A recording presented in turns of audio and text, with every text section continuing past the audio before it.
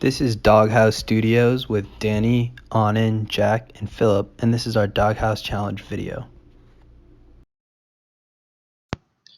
Our doghouse uses dried bamboo poles to act as a vertical structural support for the roof.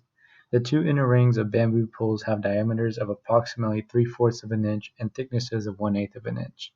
An air gap of 2 inches is left between the two inner rings to allow for the placement of insulation. The bamboo poles are spaced 3 inches apart and connected by weaving bamboo strips around each pole. The bamboo weaving and pole work together to create a breathable shear wall that becomes both an enclosure and structural element. The outer ring of bamboo poles works to create a secondary system of structural support. The poles are weaved together at the top and weaved into groups at the bottom. The upper weaving creates a shear wall condition while the bottom weaving allows the pole to work in groups to distribute vertical loads and mitigate lateral loads. The roof is created by stacking and gluing several circular sheets of plywood. The bottom two sheets each have holes that allow the bamboo poles to be inserted. The middle and upper sheet act as a barrier against the water and moisture conditions on the upper deck of the doghouse. Old tarp is then glued onto the top sheet to create a non-permeable layer.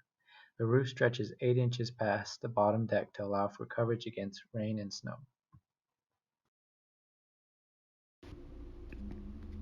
One of the major influences in our design was to incorporate sustainability and eco-friendly principles.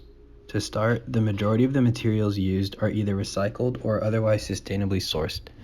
Most of the house is constructed from bamboo, plywood, and other natural materials. The roof features a turf area with surrounding gravel area for water collection and drainage.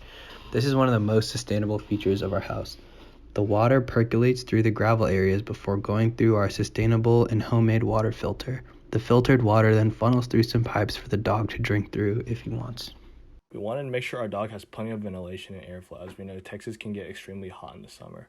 With our weaving design, our dog will always have plenty of air and will not get too hot during the summer months. This allows the dog to remain cool and not suffer from things such as heat stroke or being too hot. Now, taking a look at the floor plan, we see that we have plenty of area on the inside so the dog can walk around and find a comfortable spot. We also have features of a dog's food and a water bowl inside so the dog can easily access their necessities while keeping it safe from intruders. We chose this design because we were inspired by the unique use of bamboo in other structures, as well as the special way that bamboo is able to maintain structure through a weaving process. Specifically, we were very intrigued by the Quantum Indochine Cafe building in Vietnam. We believe that our unique use of bamboo as well as our design gives us our house exotic look, as well as a very special way to maintain structure. Beyond that, I think our house is different from other houses because we also accounted for our outside portion for our dog, which emphasizes our desire to create an entire environment that our dog would love being in, both inside and outside. The combination of our bamboo design as well as the exposure to the free environment outside is what makes our dog house special. For us, and probably many owners, the dog's health is the number one priority. So we want to be sure that the dog is safe and completely healthy. We want to make sure our house is not emitting any additional pollutants at all. So we wanted to minimize the use of synthetic products and other things such as paint, plastics, and manufactured things. Since our doghouse is made completely of natural material, mainly bamboo, the dog should be fine laying, biting, or even licking the part of our house. Using completely natural material gives us the confidence that our dog will be fine and, most importantly, healthy from our doghouse.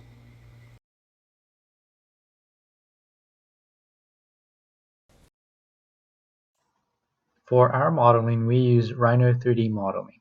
We chose it because it allows for freedom and flexibility in creating curvilinear and non-orthogonal forms and shapes. The software is also great for testing conceptual forms. We also use Enscape rendering plugin to improve the final product created by our model. The step-by-step process was we watched YouTube video tutorials on how to use Rhino commands in organizing layers. Once we figured out how to create general shapes, we began to generate more complex forms by Boolean shapes and using lines and points to generate surfaces. Finally, we used Enscape plugin to assign material textures to each surface to generate a realistic rendering of our doghouse design. All of us in the team either had a dog or thought about having one in the future. Since pets are such an important part of many people's lives, including ours, we want our dog to have a house that they really like living in while still being conscious toward the environment and to dog's health. As discussed before, we saw the capability of bamboo structures before, and we were very intrigued by this idea.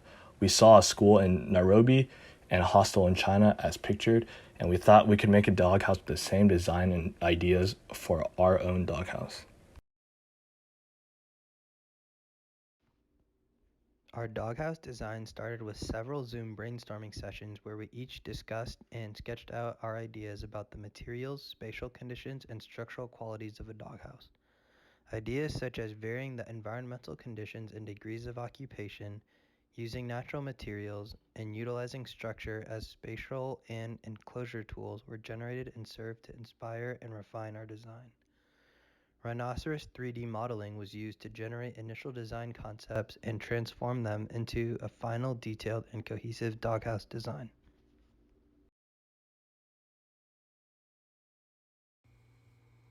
For us, I think the biggest lesson was even though only using sustainable materials might seem super confining for both structure and creative design, we found that as we learn more about materials and structure, we are still capable of creating something very special within the bounds of sustainable design.